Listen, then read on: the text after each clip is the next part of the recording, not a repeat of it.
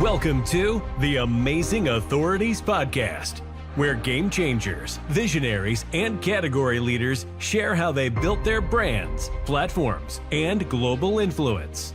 Your host is Mitch Carson, international speaker, media strategist, and creator of the Instant Authority System.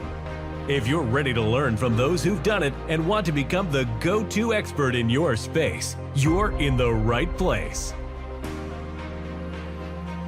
Why do people love podcasting today, Jen?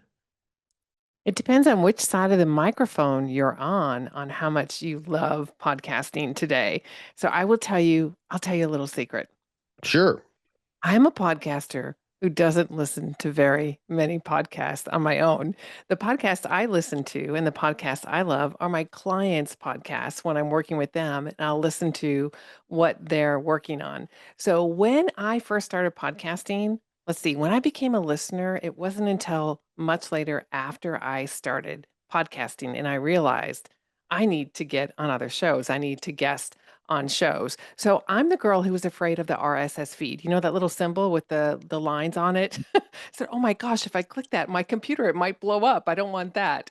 So it depends on who you are, on what has you loving podcasting. So there are all different kinds of podcasts, whether they're entertainment only, so they're comic relief, or they're a crime podcast where you want to solve the crime and you want to listen to that, whether you want to get news or whether you want to learn a skill. A lot of people love podcasts because they can learn a skill and plant their garden at the same time, or put their hands in the meatloaf, or change a baby's diaper, whatever it is, they can do things simultaneously. And I believe there's nothing better than having a voice you love to listen to in your ears. And when I explain the value of podcasting, audio books also, because I have been a ghostwriter many times, and audiobooks is the big shift. The most reliable, trusted voice we hear originally when we come out of the womb is our mother's. Yes. And if you hear a woman's voice specifically, even better than a man's voice in this particular example, we tend to trust that person more than reading their book. Yeah. So there's a Yeah. trust component that's pretty high with it. Yeah, and trust is pretty low right now because we're a lot savvier. So as a podcast listener, we're a lot savvier. And just in general, how we buy things online, how we shop, how we do life, things have really shifted since the world shifted. And so we do things a lot differently now. So to have the ability to have episodes in the pipeline where if someone likes your show, then they can listen to the next one and the next one. And you don't even know what impact you're having until later on. And sometimes, just for the record, you'll never know. No one will come. They won't leave you a review. They won't send you an email, but their life will be changed by what they hear from your show, which is incredibly powerful. It's really, I consider it holy ground. I call it holy ground. It's sacred, that 18 inches from your earbuds to your heart, that someone has placed you very close to them. And I want to honor that with every episode that I do. You know, and your sound is perfect. I presume my sound is pretty good because I have a professional microphone. I'm not Yes. I'm not wearing headsets that looks annoying to me. I don't like to do that. But my sound is ideal, is it Great. not? I'm using a Shure It is. brand. I didn't just paint it on there. I bought it. And your sound is rich and perfect. What is Yeah. your microphone? Are you with the Shure also, or is that a different I brand? am actually. Yes, I am. Oh, well, we're of the same family. We're doubly sure. It's kind of like double mint gum, but not. There you go. 2 days ago, I interviewed a man. I will leave nameless, and no one will figure it out because unless they listen and know the distinctive difference, he refuses, and he says he's done over 300 interviews. He refused as a guest, not as a host. Uh-huh. He refuses, and he had a faint voice, Jen. He refuses to up his microphone. I love his topic, would love to have him on again to go to part 2. It was that interesting. But he refuses feedback about his audio. I said, look, I'll make the exception. We'll do this today with your computer speakers or microphone, but your sound is missing a lot. You gave an A+ content delivery Mm. without good sound. How important is sound in this platform? It is the platform. It's Right. incredibly important. Remember that podcasting is a dual sport. So it's like running the hurdles and doing the long jump simultaneously. Somebody is listening to you and they're doing something else. Even if your podcast is on YouTube, for example, they are not just watching you, they are doing something else. So think about if you go to church and you're listening for the sermon and it's hard to hear if it's all muffled, or it runs together, you have to work so hard to receive the message that the message gets lost. You get frustrated and you tune out faster. So here's something I argue with people often about this. Do you riff or not riff? And I would say you don't riff, just like you don't compromise on your microphone. And what I mean by that is editing is essential because there are snafus that are going to come up. So you are creating a show, not for you. I mean, it's in part for you, of course, but your first role is to serve the audience and you must serve them with good audio. So that person, I don't let people come and guest on my show if they don't have a microphone. In fact, they have to sign something that says, I've got a microphone, an ancillary microphone, because it makes all the difference in the world. Oh, agree. Your sound is perfect. I presume my sound is perfect, and I invested properly. I have a backup quality one from Rode, which I spent $400 on as a backup. It's for later when I Yeah. have dual mics in the studio, which is my next step. I'm going to be setting that up. It's that important today as a platform. How do you compare podcasting versus the old radio show host? Oh my gosh. I think with podcasting, you have so much more room to show up as you, that there is so much more room to be creative. So there were certain expectations. It's like everything else. The market matures. And with radio now, I'm sure there are a lot of differences and a lot of different radio stations. But families, I mean, let's think about it. When radio first came out, families would gather around together and listen to the radio. So they actually weren't doing anything else. Whereas now people are listening to podcasts and they're doing something else. So I would say that it's become more of a solo sport. I haven't really thought about this before, Mitch, but I would say it can be more of a solo sport. And that the expectations for something really good are much higher. They are, and you're talking to a former radio show host in Los Angeles on 97.1. I am here to, and so is every Saturday, 1 p.m. It required an engineer in the booth. It required a person or two answering the phone lines when we had call-ins.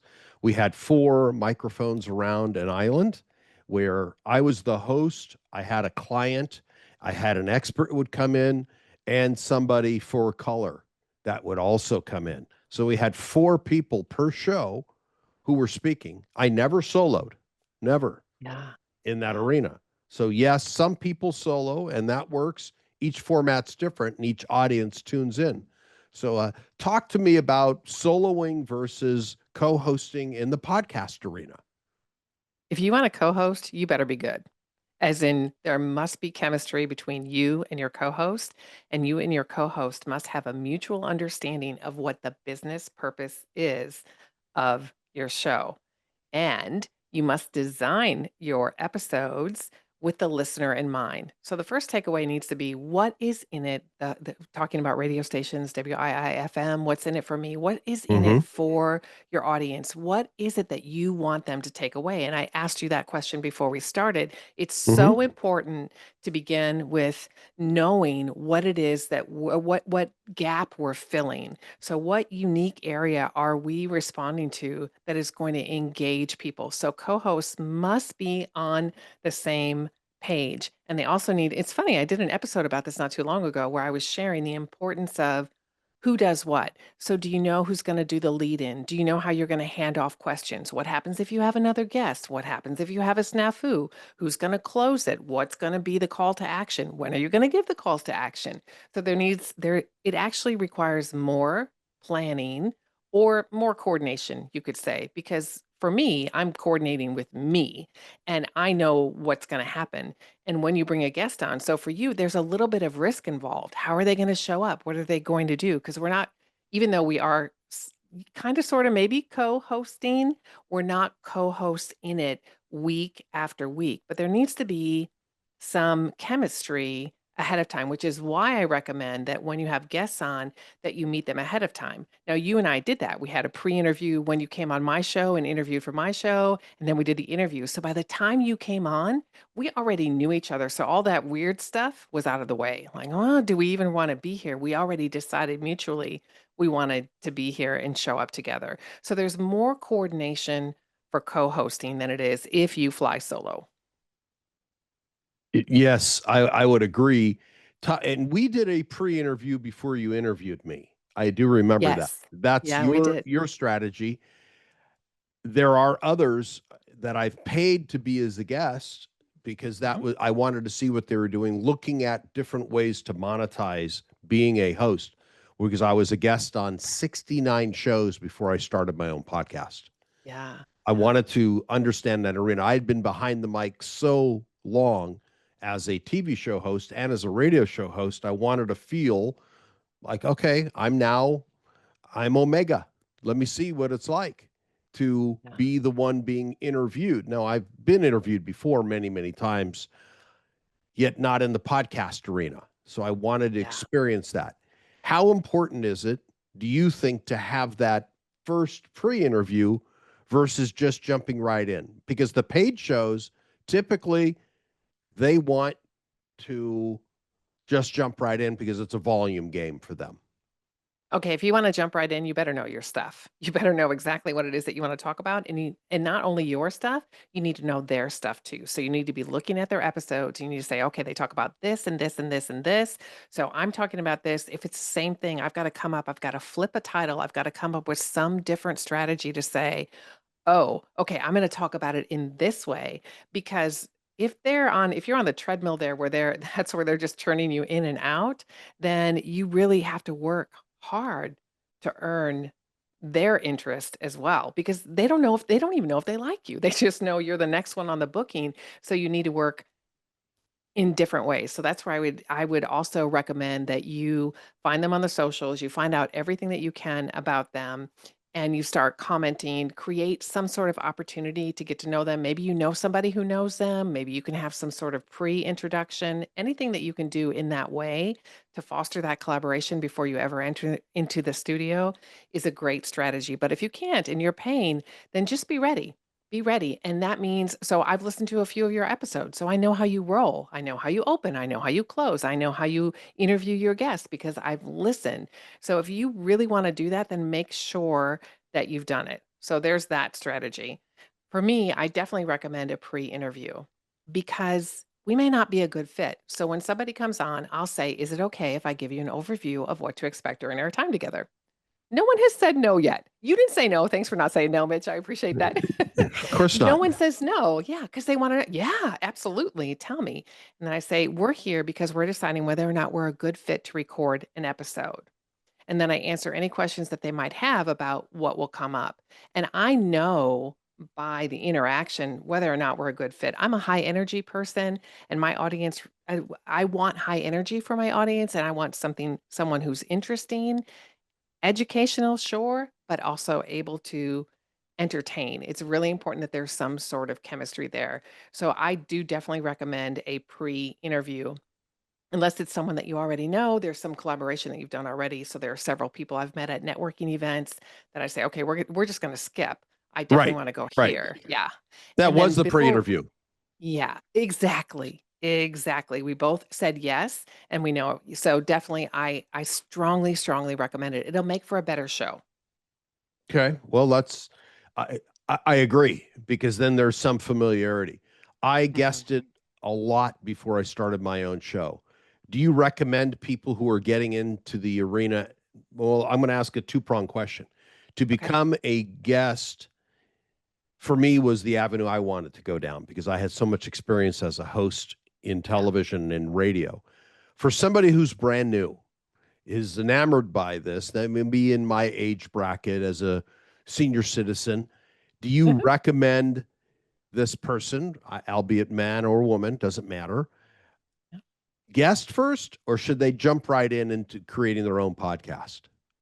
Gosh, I have so many ways I want to answer this one. I'm going to go like this. I'm going to go here. I've wondered if my mission is to convince you not to start a podcast. And the reason I say that is I want you to come up with enough evidence for why you need to start a podcast that you are convinced that you need to start your own podcast. So I'm going to say that and then I'm going to put that over here and let that cook up for a little while and come back and say, "Yes, guest, go guest," because what you're going to experience is a wide range. And I know if you've been on 60 some as guesting on podcasts, you have some that you say, "Oh, I wasn't even sure what was gonna happen," or I showed up, the host wasn't ready, the questions were horrible, the questions were predictable, uh, there was no flow, there was no, "Hey, here, the episode is released, here are some assets for you." There was no coordination whatsoever to the cream of the crop. So as you go through that process, you'll be able to learn, okay, if you're having guests on your show, this is the onboarding experience. Think about it like hiring an employee. What kind of onboarding experience do you want to offer them? You want it to be a good experience because when you guest, you know what you want to do? You want to create future opportunities to guest on more shows. And if I disappoint you as the host and I don't show up and play full out, the last thing you're going to do is recommend me to someone else. And vice versa. As a guest, if you get on and the host is less than stellar, you're not going to recommend them. And in fact, you're going to unrecommend them. You're going to share your experience with other people to say, I don't even recommend that show. Yeah, it is true. I have lived as a professional speaker in my career. 100% of my gigs over almost 4 decades speaking have come from referral. I Yeah. didn't have to market myself. It was all by Yeah. referral. The Yeah. booking agent here referred to booking agent B, or a booking agent was in the audience of one, and then all of a sudden my calendar got full Yep. because they witnessed me and had experienced it. And if I didn't have my craft down solid, uh, I would have been in trouble. And I think it's Yeah. important to tick all the boxes. And I'm going to go ahead and put, because you operating as a podcast expert, podcast, let's say, coach, how would you Mhm. refer to yourself, Jen? Yeah, so I've recently landed on podcast strategist, and the reason for Strategist. that is that each person has a unique monetization goal. So I work with entrepreneurs, I call them successful entrepreneurs, and what I mean by that is they have a proven offer and they know they want to explore podcasting. So they might want to either side of the mic, might want to be a host, they might want to be a guest. So I'm going to ask those coaching questions around what is it that's driving you in this direction? Which goes back to what I parked earlier as far as trying to convince people not to start a podcast. Because if you start a podcast and then you're like over 90% of the people and you die on episode number 8, what you've just done is tanked your own thought leadership, your own credibility, your own accountability to your audience because they go and they look and they say, "Oh, well, you did 8 episodes and then you died in the water." I always say that people launch a podcast. "Oh, my podcast, it's great. Come on, listen, Hmm. be part of my launch team." If they do a launch team, which it's highly important to do a launch team to hype up the show, but then they kill their podcast silently Because they disappear.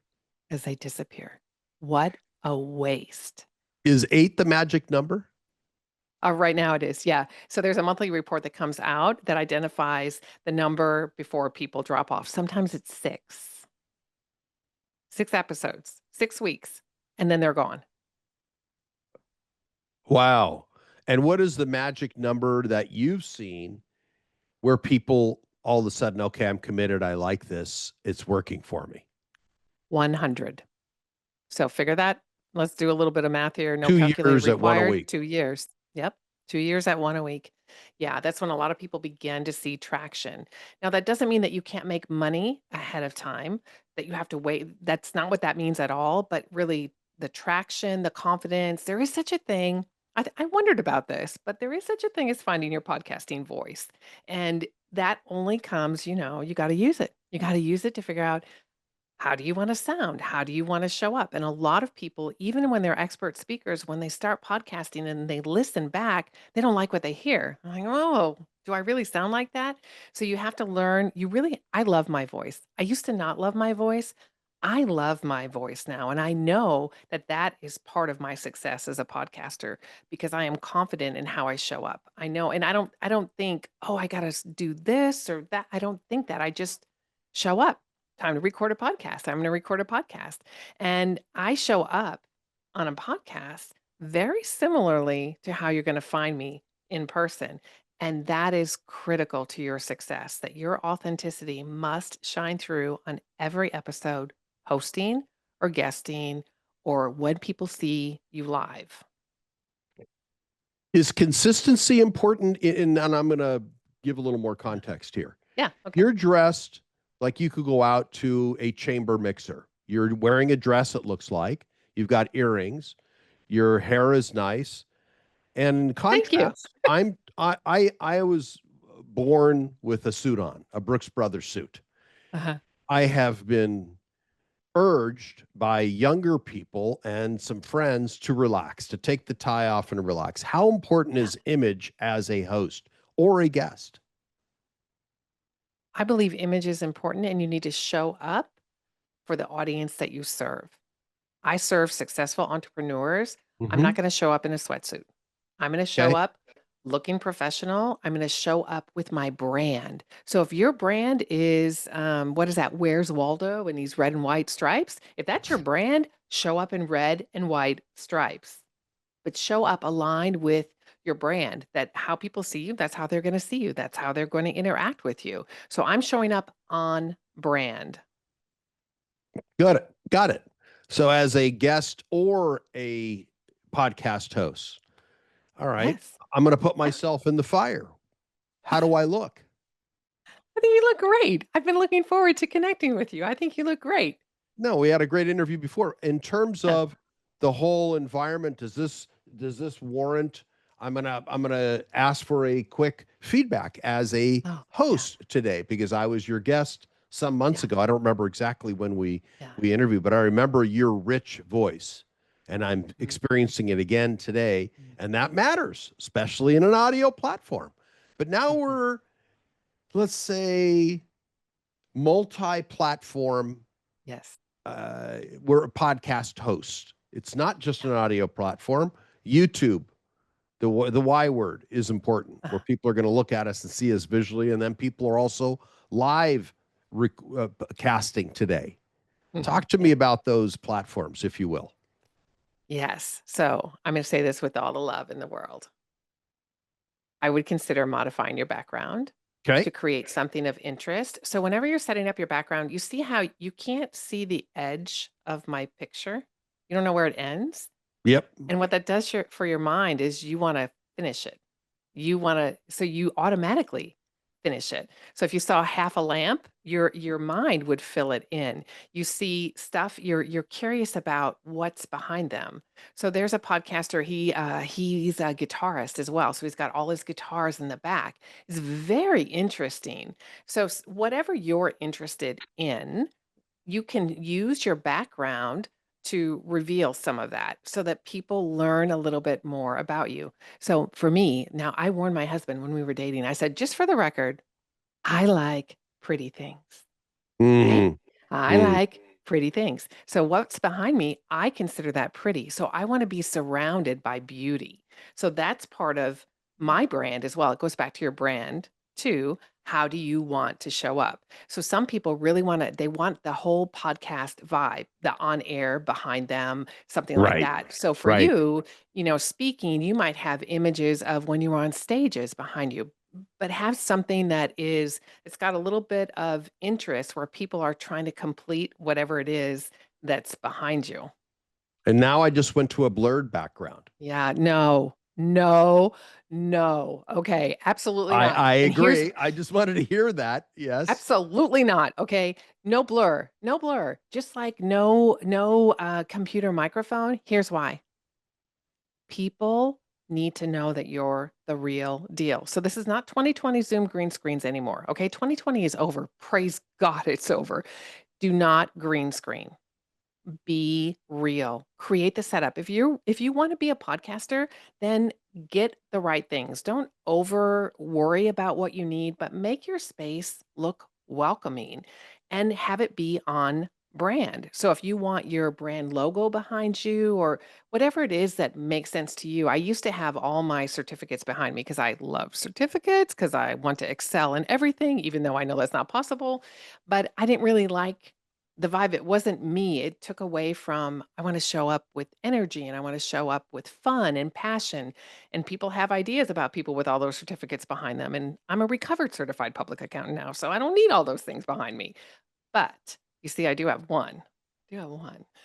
So there's a little bit of that. There's a little clue in there. Yeah, that gives me an idea. I have a great branding photo that I use for my speaking trainings, which is Uh-huh.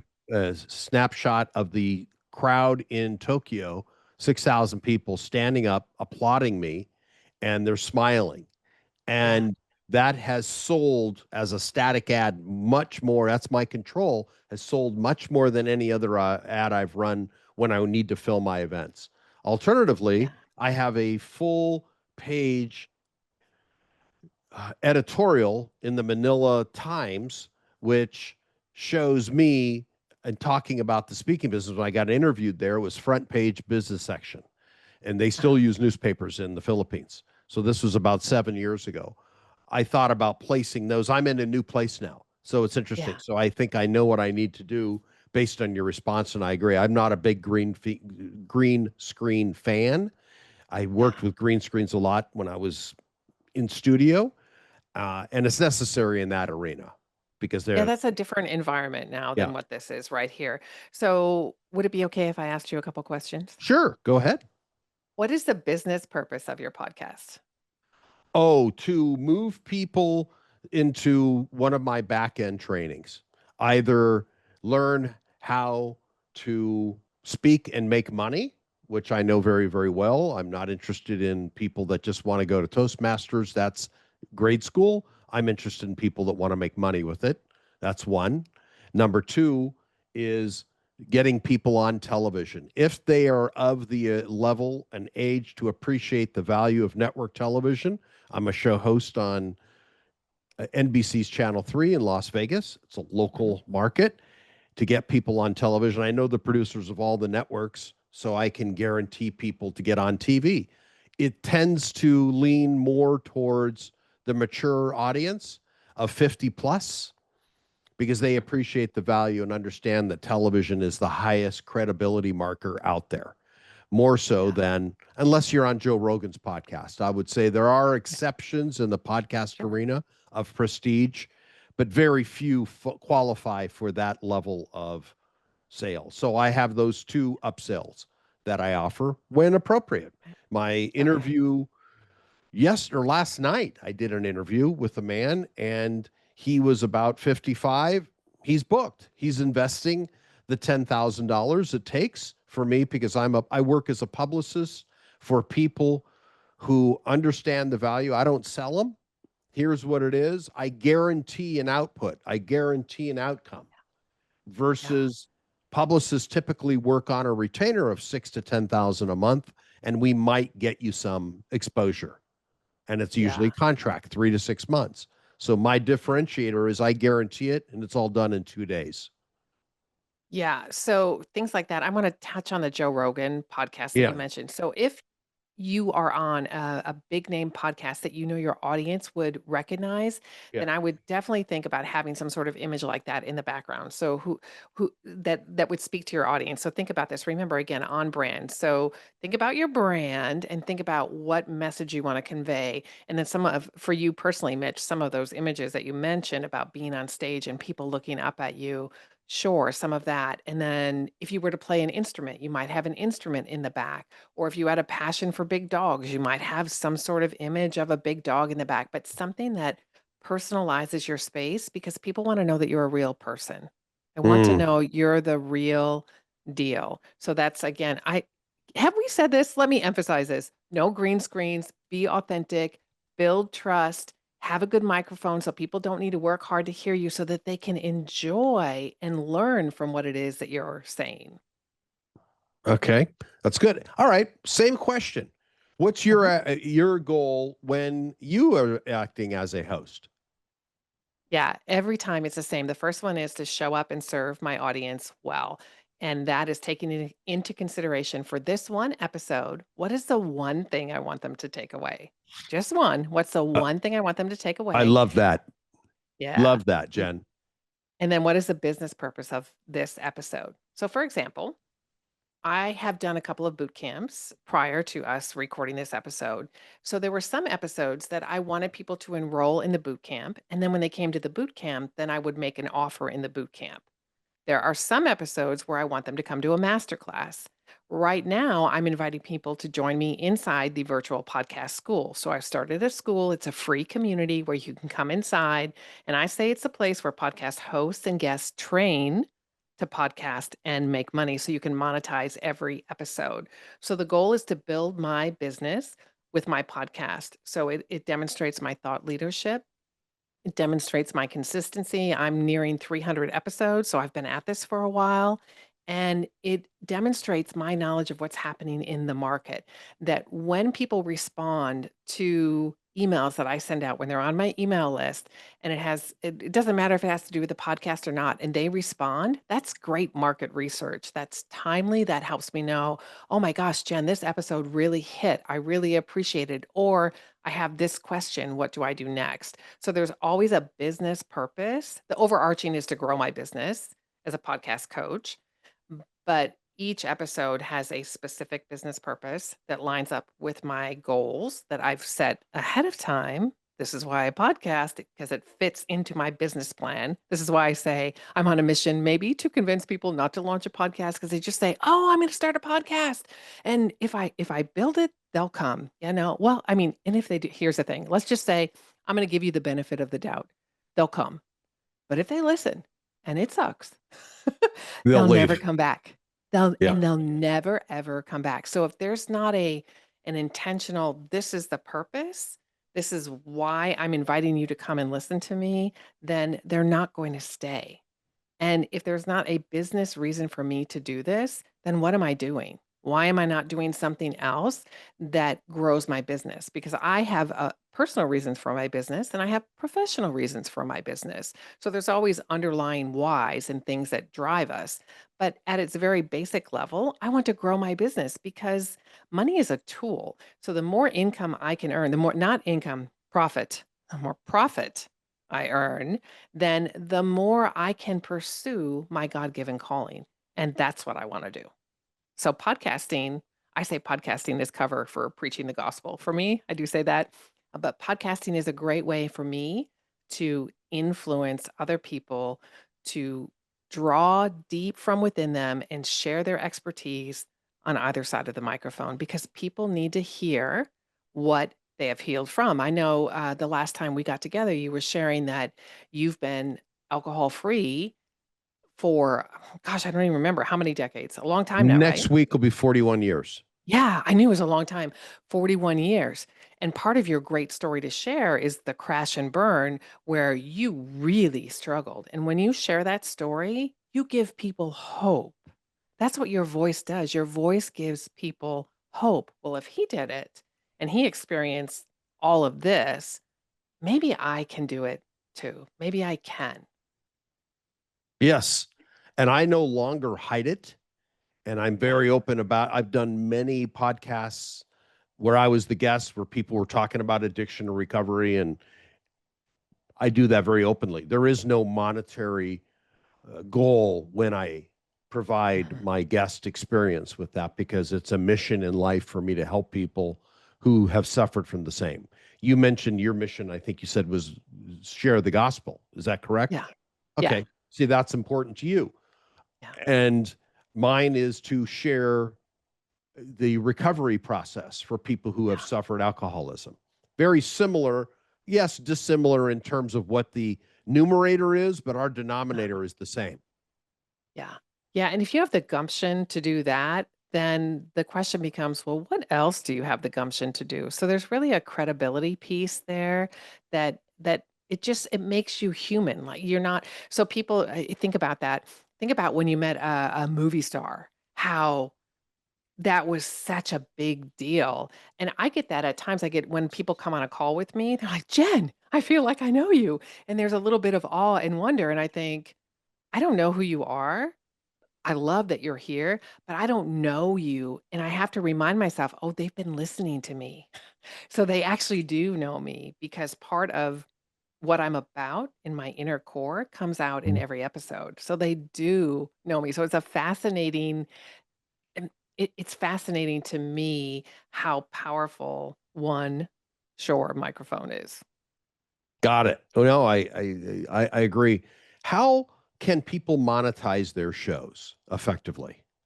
And how Yeah. long do they So, have to give themselves to get there? yeah, it's a great question. So it depends. So I've had a client who monetized in, I think he had 6 episodes and I don't know, 120 downloads or something. I mean, it was a ridiculously low number. Somebody heard his show and somebody told somebody else. He's a mediator and a lawyer and a Mm, mediator. mhm. And somebody listened and said, "Oh my gosh, I love how that guy shows up." So they hired him as on an ongoing retainer. They hired him. That's what he wants to do. He wants to mediate. So his show was designed to bring in clients who want to hire him for mediation. Now, that's an outlier, okay? So I'm not gonna tell you that you can earn a gazillion dollars podcasting. I'm gonna tell you it is possible, but podcasting is there's some predictability and unpredictability. So you need to have a plan for what are my target download numbers? What am I willing to invest in advertising dollars to promote my podcast? So the one way that people often say, "Oh, I wanna make money with my podcast," is through sponsorships. And there's such a low return on those until you build up. And unless you serve, I'm going to use the underwater basket weavers. Okay. If you have a podcast for underwater basket weaving and you have such a great audience because it's so niche that somebody who sells I don't know, baskets for underwater basket weaving, they're gonna wanna sign you up because they know your audience is that's what they're gonna buy. So they're gonna want to sponsor your show. So they're gonna pay a much higher rate than some other typical sponsors that is less than a penny on a download. Okay, so you don't make a bunch load of money through sponsorship. That comes later on, and sometimes it never comes at all. My recommendation is that you use your podcast to promote your business, that you use your podcast to lead people to your offers, because that's where you're going to get the most bang for your buck. So you want to consider how many people do I want to have come on and guest? Because you have then you're taking away from what you're promoting. But at the same time, you're complimenting your audience by saying, "I think this person can help you with your goals." And it was so important for me to have them on. So that's a way of giving as well. So it really depends on your market. It depends on how often you release episodes. It depends on what your goals are, and you've got to have good content. So people can say, "Oh, I mean, they talk about, oh, people say just crank out more content and you'll get more money." No, it has to be good content that serves your audience. And when someone has, for example, in your arena where you're the podcast strategist, do you then have StreamYard screaming at your door or Riverside or Zoom or one of the other Alitu, one of the other big all-in-one platforms wanting to become a sponsor on your show? Do you accept them or not? I do not have sponsorship. Okay. Because I early on, I made the business decision that I wanna Huh? lead people into my offers, and that has not changed. Now, that's not the case for everyone. I will share with you that when I listen to a brand new show and the very first thing I hear is a commercial, I'm out Me too. because it's too we're not that's not where we are. We No you could rapport. do that before, but not now. Your audience needs to know what is in it for them. They really do. They need to know that you put them first. So a lot of sponsors require that you have to mention that. And that's not what I want to do. That's not authentically aligned with my mission right now. That's not saying that it couldn't change.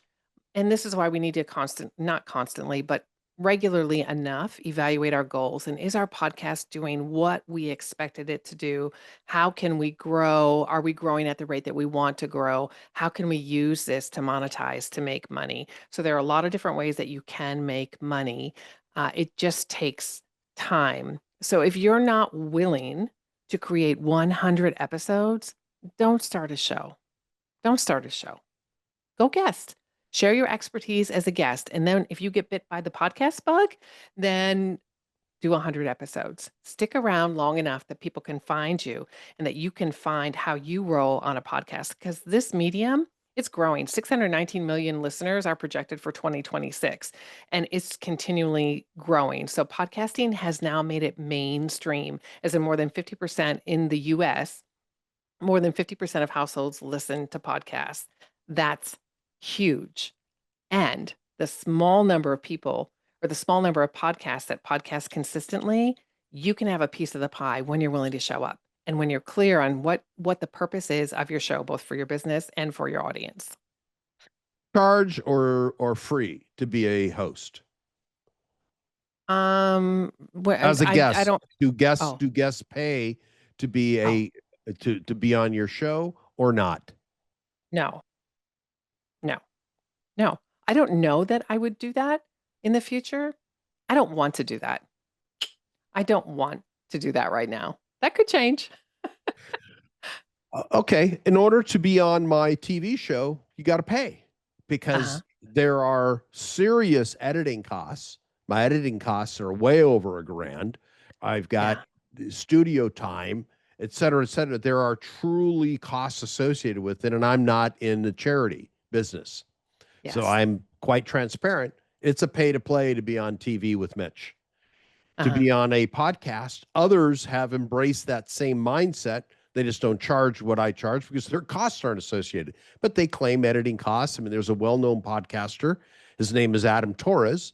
He does about 70 interviews a week, and he charges $200 for each interview. I think he's done 6,000 interviews.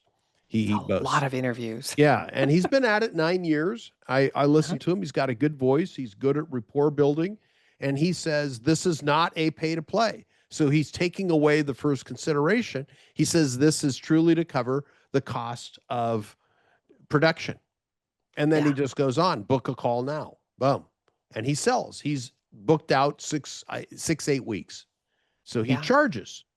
So it's Yeah. just interesting. And is there value associated or perceived value associated with paying versus getting on, Joe's podcast and you hear, a jackhammer in the background? You know, it depends on it depends on who's answering the question as Yeah, far as do you want to pay to play or not? So I think Entrepreneurs on Fire, I think you pay for them. four I grand. think so. Yeah.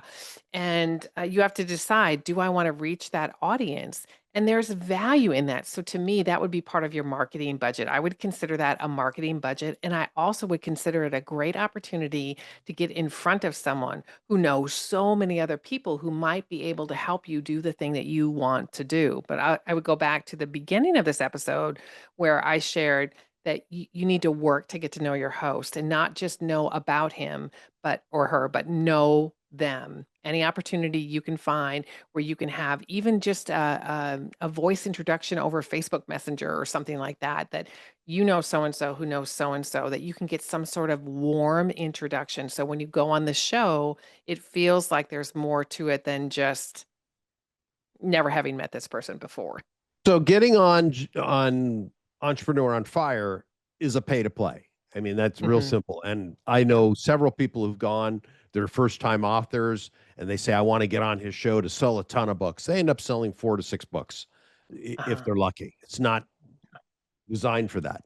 Is it great to have that kind of credibility to then leverage it to get on a free platform? Let's talk about Mel Robbins, who's known. She's a New York Times Mhm. best-selling author and sold 20 million books. Is it worth it to use that as a goal to get on her podcast or Oh, something absolutely. like? Absolutely, for sure. So I would think about, I guess if you think about it a ladder and you say, okay, who's at the top of the ladder that I want to get on? So I'm working with a client right now that the one she wants to get on, it, it's going to take a little bit. So we're working on this rung here to say, okay, this is our strategy. We're going to start here and we're going to work our way up to build that connection and to build that opportunity. So if Mel Robbins finds value in the fact that you are an entrepreneur is on fire, you would need to know that so that that would be something. Because if it doesn't mean anything to her, if she says, I don't care, it was pay to play, so it doesn't really, it's meaningless, then that may that may not have any value. So I think that comes down to the research, how you show up, and also if you're going on a podcast. So I'm on this podcast because, well, I love podcasting. So anytime I can talk about podcasting and encourage people to really think about how you can use this for your business, I'm in. Plus, you and I have a relationship. So I want to Mm. help you promote your podcast too. So there's that's going on as well. So there's so much more than just one avenue of why you're going to show up or why you're going to launch or why you're going to guest. But no matter what you do, you want to be interesting. Don't be boring. You need to show up and be interesting, which means you need to know how to use your voice. You need to know how to use your microphone, which means you need to have a good microphone. Did we say that? I Yeah. think we've harped on that. We certainly have covered it. This is so interesting, and we can go down so many rabbit holes. I have found this educational, and if there is such a word, educational. Yes, My educational. mom made words up all the time. There's a word, I'll take it. Yes, informative, insightful, enlightening, and guess what? It begets part two. So, Jen, how can Oh, people get in touch with you? And I know that I'm going to request to do part two because I have so many questions, but running out of time. I know we are. It goes by so fast. I was looking, I thought, oh my gosh, it goes by so fast. Okay, listen, can I give a hot tip before I answer that 100%. question? Okay, 100%. here's what I recommend if you are a host. The number one call to action that you give is your podcast. Do you know why? Mm, you're Because going to people tell are me. already on the platform. They're Got it. already on the platform.